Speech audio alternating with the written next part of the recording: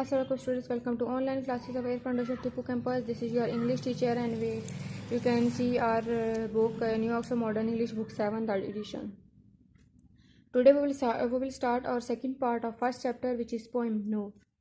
This poem is written by the Thomas Hood. Thomas Hood is well known in his lifetime for his comic verse, but this is the most serious work of his poetry.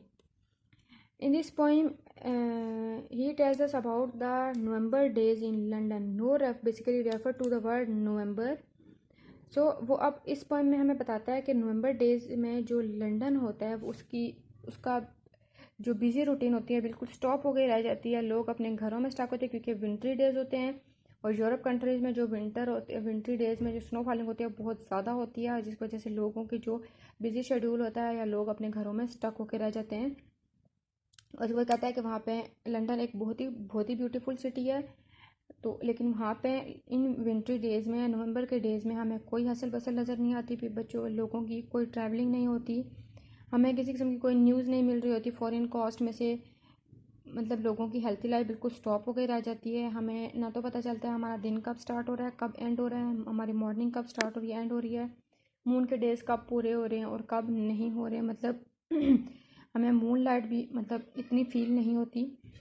उसको कहते हैं वहाँ पे कोई butterfly, कोई shade, कोई leaves, कोई birds हमें नज़र नहीं आते इन डेज में. So let's start the poem. No sun, no moon, no morn, no noon, no dawn, no dusk, no proper time of day. अब वो कहते हैं कि वहाँ पे सन का भी कुछ पता नहीं है, मून का भी कुछ पता नहीं है, मॉर्न मीन दिन कब, सुबह मॉर्निंग कब स्टार्ट हो रही है, डॉन मीन दिन कब स्टार्ट हो रहा है. वहाँ पे प्रॉपर टाइम ऑफ डे है ही नहीं. हमें मतलब समझ ही नहीं आता. विंटरी डेज की वजह से टाइम इतना ज़्यादा आगे पीछे हो जाता है, डिस्टर्ब हो जाता है कि हमें कुछ समझ नहीं आती. No sky, no earthly view, no distance looking blue, no road, no street, no other side way. अब वो कहता है कि अर्थली व्यू तो हमें बिल्कुल भी नज़र नहीं आ रहा था क्योंकि स्नो फॉलिंग इतनी ज़्यादा होती है कि हाउसेज में, स्ट्रीट्स में, ट्रीज़ में, हर जगह हमें सिर्फ स्नो ही नज़र आती है. बाकी हमें जो अर्थली व्यूज़ होते हैं, जो हमारी नेचुरल ब्यूटी होती है, वो हमें नज़र नहीं आती. उसमें कहता है ना हमें रोड नज़र समझ आ रही होती है, ना हमें स्ट्रीट्स का कुछ पता चल रहा होता है और ना ही कोई और रास्ता जो वहाँ पे होते हैं. No end of rows, no indication where crescent go, no top of any steeple. अब वो कहता है कि वहाँ के जो घर होते हैं वो ऐसे रोज़ में बने हुए थे. तो वो कहता है हमें रोज़ की एंड ही नहीं समझ आ रही थी कि रोज़ एंड कहाँ पे हो रही है. और उसके बाद वो कहता है कि हमें कोई भी किसी किस्म का कोई मीनार, स्टिपल मीन कोई ऊंची जगह, या हम कह सकते हैं जैसे हमारे यहाँ हिल्स वगैरह होती हैं, वो कहता है उनका टॉप भी हमें नज़र नहीं आ रहा होता. मतलब वो इतनी ज़्यादा स्नो होती है वहाँ पे. No recognition of familiar people, no courtesies for showing them, no knowing them. अब वहाँ पे पीपल का कुछ पता नहीं है.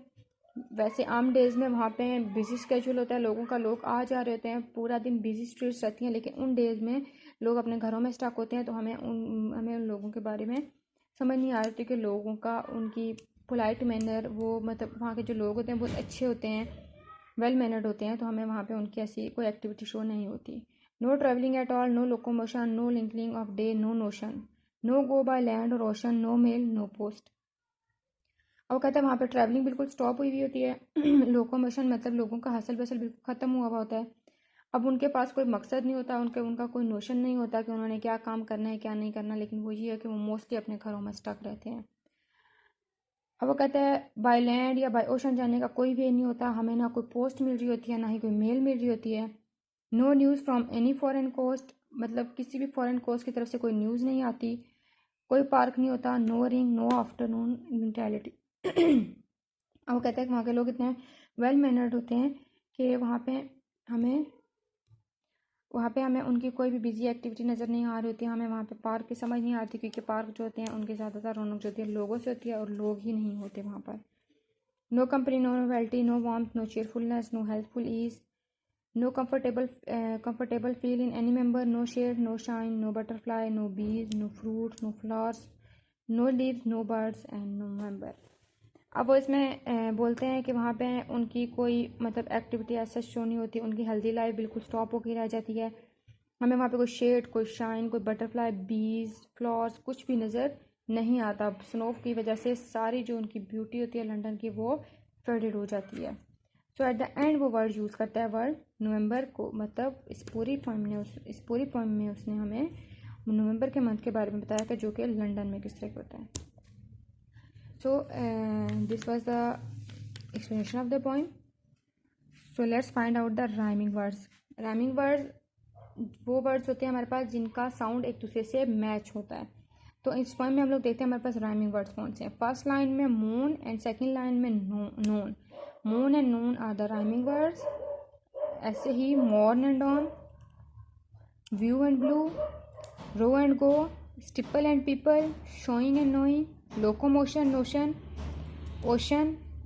ये तीनों जो हैं ये हमारे पास राइमिंग वर्ड हैं. लोकोमोशन, नोशन और ocean. Post and coast, gentility and nobility, ease and bees, member and November. So these were the rhyming words in this poem. Thank you so much, students. Stay home, stay safe.